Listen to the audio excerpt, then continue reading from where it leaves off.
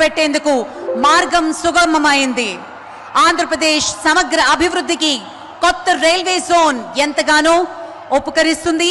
అలాగే పర్యావరణ హితంగా అభివృద్ధి చెందుతుంది అనటంలో అతిశయోక్తి లేదు. గ్రీన్ హైడ్రోజన్ ప్రాజెక్ట్ కు ఆంధ్రప్రదేశ్ హబ్ గా మారుస్తామంటూ ముఖ్యమంత్రి మన ప్రియతమ నేత శ్రీ నారా చంద్రబాబు నాయుడు గారు చెప్తూ వస్తున్నారు. ఉప ముఖ్యమంత్రి శ్రీ పవన్ కళ్యాణ్ గారు సైతం అభివృద్ధి పర్యావరణ హితంగా ఉండాలి అంటూ సూత్రీకరణగా ఆంధ్రప్రదేశ్ ముందుకు తీసుకువెళ్తున్నారు. ప్రాజెక్టులన్నీ పర్యావరణ హితంగా ఆరంభించాలి. ఇప్పుడు ఆ అభివృద్ధికి కేంద్రం తీసుకుంటున్నటువంటి చర్యలు మద్దతుగా ఆంధ్రప్రదేశ్ గ్రీన్ హైడ్రోజన్ ప్రాజెక్టును ప్రారంభించుకుంటున్నాం.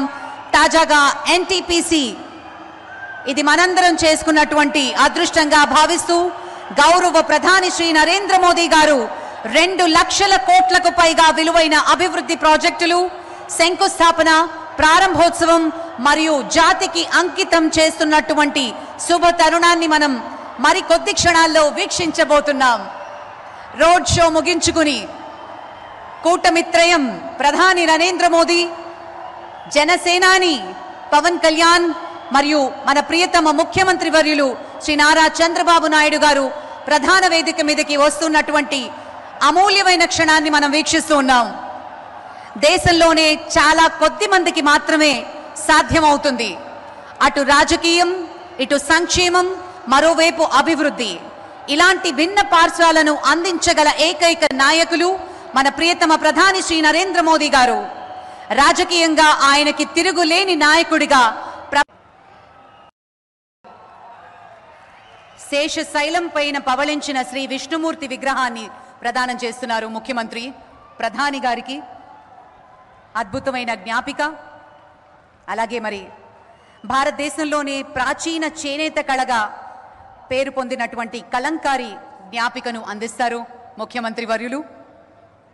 మచిలీపట్నం శైలిలో కాళహస్తి శైలి, సహజ రంగులతో కళారూపం మరియు మన అరకు ప్రత్యేకమైనటువంటి ప్రపంచ ప్రఖ్యాతిగాంచిన కాఫీ, అరకు కాఫీని అందించారు ముఖ్యమంత్రి వర్యులు. Thank you sir, thank you very much. ఆశీనులు కావాల్సిందిగా మనవి చేస్తున్నాం.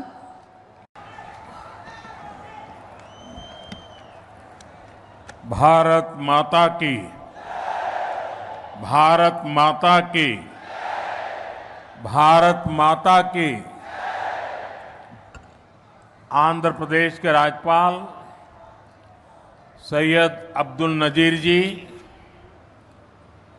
यहाँ के लोकप्रिय मुख्यमंत्री मेरे मित्र श्रीमान चंद्रबाबू नायडू जी, नेता अभिनेता डिप्टी सीएम पवन कल्याण जी,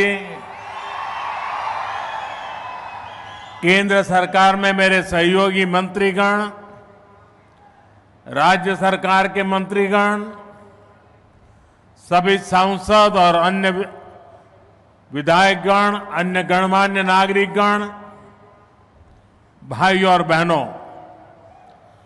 आंध्र प्रजला प्रेम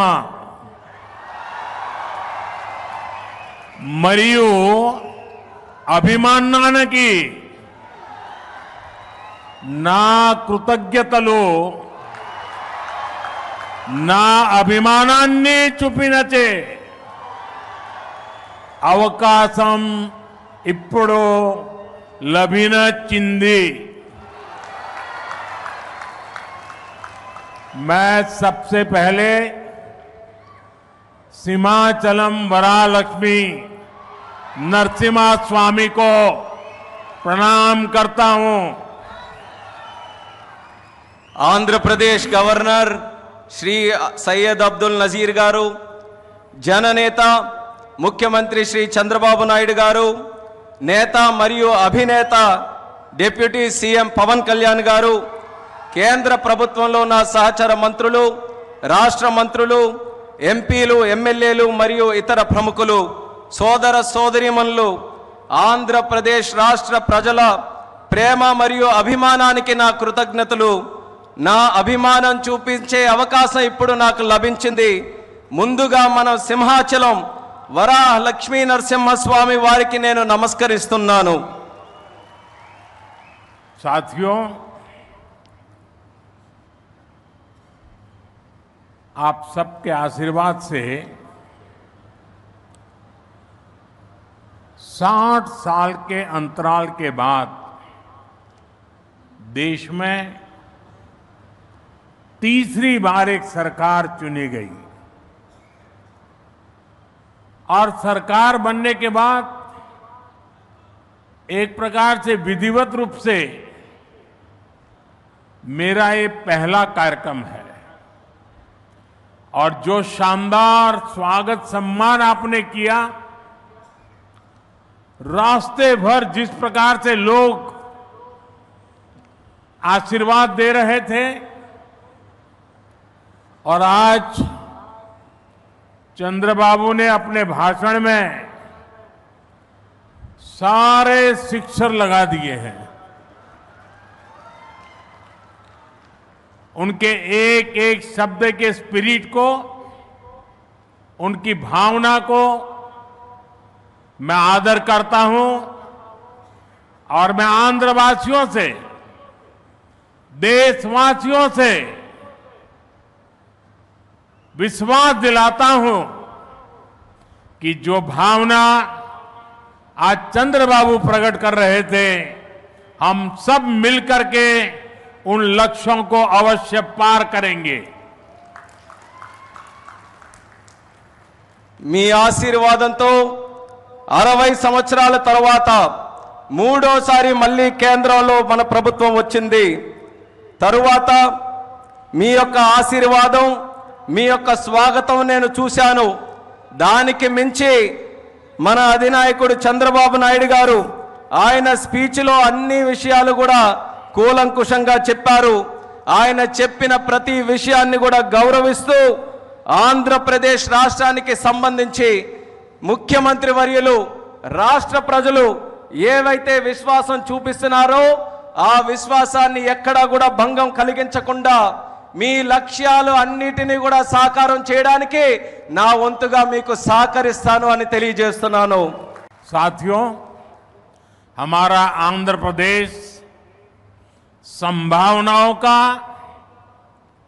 और अवसरों का, पॉसिबिलिटीज और अपॉर्चुनिटीज का राज्य है। जब आंध्र की ये पॉसिबिलिटीज साकार होगी तो आंध्र भी विकसित बनेगा और तभी भारत भी विकसित राष्ट्र बनेगा। इसलिए आंध्र का विकास ये हमारा विजन है। आंध्र के लोगों की सेवा ये हमारा संकल्प है। మిత్రులారా, మన ఆంధ్రప్రదేశ్ సాధ్యతలు మరియు అవకాశాలు కలిగి ఉన్న రాష్ట్రం. ఆంధ్రుల అవకాశాలు సాకారమైనప్పుడు ఆంధ్రప్రదేశ్ రాష్ట్రంతో పాటు భారతదేశం కూడా వికాసవంతంగా అభివృద్ధి చెందుతుంది. అందుకనే ఆంధ్రప్రదేశ్ రాష్ట్రం తాలూకా అభివృద్ధి మా విజన్, ఆంధ్ర ప్రజల సేవే మా సంకల్పం. आंध्र प्रदेश ने 2047 तक राज्य को करीब करीब $2.5 ट्रिलियन की इकोनॉमी बनाने का लक्ष्य रखा है। इस विजन को साकार करने के लिए चंद्रबाबू गारू की सरकार ने स्वर्ण आंध्र एट 2047 की पहल की है। इसमें केंद्र की एनडीए सरकार भी आंध्र प्रदेश के हर लक्ष्य के साथ कंधे से कंधा मिलाकर चल रही है। इसलिए केंद्र सरकार लाखों करोड़ की योजनाओं में आंध्र को विशेष प्राथमिकता दे रही है। 2047 సంవత్సరం కల్లా ఆంధ్రప్రదేశ్ రాష్ట్రంలో $2.5 ట్రిలియన్ ఆర్థిక వ్యవస్థగా తయారు అవ్వాలని లక్ష్యం పెట్టింది. ఈ విజన్ సాకారం చేసేందుకు చంద్రబాబు నాయుడు గారి ప్రభుత్వం స్వర్ణాంధ్ర 2047 అనే కార్యక్రమానికి శ్రీకారం చుట్టింది. ఈ లక్ష్యాన్ని చేరుకోవడానికి కేంద్రంలో ఉన్న ఎన్డీఏ ప్రభుత్వం ఆంధ్రప్రదేశ్ రాష్ట్రంతో పాటు భుజంతో భుజం తోడై ముందుకు నడుస్తుంది. అందుకే లక్షల కోట్ల పథకాలతో కేంద్ర ప్రభుత్వం ఆంధ్రపై ప్రత్యేక దృష్టి సారించి ప్రాధాన్యత కూడా ఇస్తుంది. आज यहाँ 2 लाख करोड़ रुपए से ज्यादा के प्रोजेक्ट का उद्घाटन और शिलान्यास किया गया है। ये प्रोजेक्ट्स आंध्र प्रदेश को विकास को नई ऊंचाई देंगे। मैं इन डेवलपमेंट प्रोजेक्ट के लिए आंध्र प्रदेश समेत पूरे देश को बधाई देता हूं। साथियों, आंध्र प्रदेश अपने इनोवेटिव नेचर के कारण आईटी और टेक्नोलॉजी का इतना बड़ा हब है। अब समय है आंध्र नई फ्यूचरिस्टिक टेक्नोलॉजीज का सेंटर बने। जो टेक्नोलॉजीज अभी डेवलप ही हो रही है, हम अभी से उनमें लीड लें। आज ग्रीन हाइड्रोजन का इस्तेमाल ये ऐसा ही उभरता हुआ क्षेत्र है। ఈ రోజు 2 లక్షల కోట్ల రూపాయలకు పైగా విలువైన ప్రాజెక్టులు ఇక్కడ ప్రారంభించడం మరియు శంకుస్థాపన చేయడం జరుగుతుంది. ఈ ప్రాజెక్టులు ఆంధ్రప్రదేశ్ అభివృద్ధిని సరికొత్త శిఖరాలకి చేరబోతుంది. ఈ అభివృద్ధి కార్యక్రమాలతో ఆంధ్రప్రదేశ్తో పాటు యావత్ భారతదేశానికి కూడా నా తరపున అభినందనలు తెలియజేసుకుంటున్నాను. మిత్రులారా, ఆంధ్రప్రదేశ్ రాష్ట్ర ప్రజల తాలూకా సృజనాత్మకత వల్ల ఆంధ్రప్రదేశ్ రాష్ట్రం ఐటీ మరియు సాంకేతికతకు ఒక పెద్ద కేంద్రంగా మారింది. ఇప్పుడు సమయం వచ్చింది ఆంధ్రప్రదేశ్ రాష్ట్రం సరికొత్త టెక్నాలజీస్కు కేంద్ర బిందువుగా మారాలి. ఈ కొత్తగా అభివృద్ధి చెందుతున్నటువంటి టెక్నాలజీస్కి ఆంధ్రప్రదేశ్ రాష్ట్రం సారథ్యం వహించాలి. నేడు గ్రీన్ హైడ్రోజన్ టెక్నాలజీ కూడా అటువంటి ఎదుగుతున్నటువంటి ఒక రంగమే. మొన్న ఎన్నికల్లో చూశారు, ఎన్డీఏ కూటమి మన రాష్ట్రంలో నరేంద్ర మోడీ గారు, మన మిత్రుడు పవన్ కళ్యాణ్ గారు, నేను కలిశాం. రాష్ట్ర చరిత్రలో 45 సంవత్సరాలుగా రాజకీయాల్లో ఉన్నాను, ఎప్పుడు కూడా ఇంత పెద్ద ఎత్తున గెలవలేదు. 93% స్ట్రైక్ రేట్, 57% ఓట్లేశారు. 175కు 164 సీట్లు గెలిచాం. 25కు 21 పార్లమెంటు గెలిచాం. ఈ రోజు మిమ్మల్ని చూస్తే భవిష్యత్తులో కూడా ఎప్పుడు ఈ కాంబినేషన్ ఆంధ్రప్రదేశ్ లో ఉంటుంది. నరేంద్ర మోడీ గారు దేశ రాజకీయాల్లో ప్రధానమంత్రిగా ఉంటారని చెప్పి కూడా నేను మీకు తెలియజేస్తున్నా. మొన్ననే మన ఎన్నికలు అయిన తర్వాత హర్యానాలో ఎన్నికలు జరిగాయి, మహారాష్ట్రలో ఎన్నికలు జరిగాయి. 2 ఎన్నికల్లో తిరుగులేని మెజార్టీతో ఎన్డీఏ గెలిచారు. అది నరేంద్ర మోడీకి ఉండే చారిస్మా అని చెప్పి నేను మీకు తెలియజేస్తున్నా. రేపు ఢిల్లీ వస్తా ఉంది, రాసి పెట్టుకోండి. గెలవబోయేది ఎన్డీఏ. దానికి కారణం దేశం కోసం పనిచేస్తే ప్రజలందరూ ఆయనతో ఉంటారు. This where I am appealing sir, they are all with you. You are fighting for the nation, for the poor people. All people are with you. Show your hands, we are with Narendra Modi. దేశానికి ముంబై ఏ విధంగా ఆర్థిక రాజధానిగా ఉందో, మన రాష్ట్రానికి విశాఖపట్నం ఆర్థిక రాజధానిని మరొక్కసారి ఈ సభలో మీ అందరికీ విజ్ఞప్తి చేస్తున్నాను.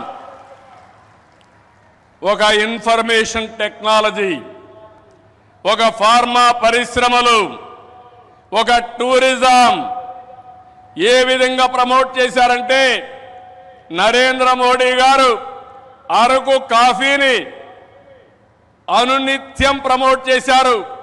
ఈరోజు అరకు కాఫీ, అరకులో పండే కాఫీ ప్రపంచం మొత్తం పాపులర్ అయిందంటే, మోస్ట్ ఫేమస్ బ్రాండ్ గా తయారైందంటే అది ఈరోజు మన ప్రధానమంత్రి గారు చూపించే చొరవ. ఈరోజు చరిత్రలోనే నిలబడే రోజు. రాష్ట్ర దశ దిశ మార్చే ప్రాజెక్టులు మన నమో శంకుస్థాపన చేయబోతున్నారు. ఉత్తరాంధ్ర ప్రజల కోరిక రైల్వే జోన్. గత ప్రభుత్వం కనీసం భూమి కూడా కేటాయించలేదు. కూటమి ప్రభుత్వం వచ్చిన తర్వాత రైల్వే జోన్ ట్రాక్ ఎక్కింది.